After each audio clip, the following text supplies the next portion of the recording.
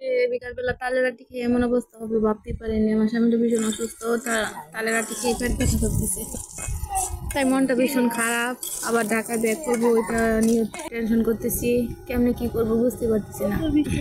আর এদিকে আমি কিছুটা নাস্তার আইটেম করতেছিলাম, একটু সকালবেলা থেকে মানে সন্ধ্যা অব্দি যা যা করি আমি আপনাদের সাথে তাই কিন্তু দেখাই। এদিকে আমি নাস্তাটা, বৃষ্টি পড়তেছিল সকালবেলা, নাস্তাটা আমি প্রচুর বৃষ্টি হচ্ছিল।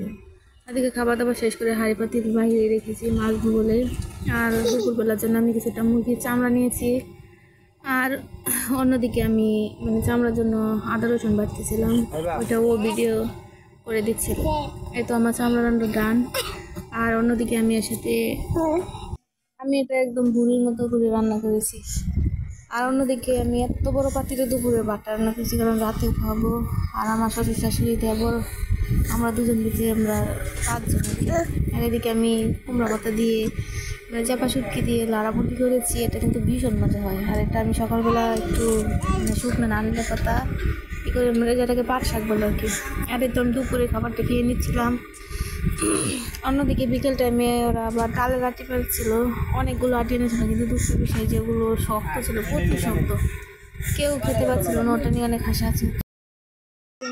তো বিকেল টাইমে আমাদের কিছু মেহমান এসেছিল, আর ওগুলো আমি আমার শাশুড়ি মিলে গুছাচ্ছিলাম। আমাদের মেহমান বলতে আমার একটা ননদ, ও এসেছিল, আর আসলো আর গেলো ওইরকম টাইমে এসেছে। মানে ভীষণ ব্যস্ত মানুষ, তাই আর সময় করে আসতে পারে না। এই তো আজকে ভিডিওটি পর্যন্ত, সবাই ভালো থাকবেন। আসসালামু আলাইকুম।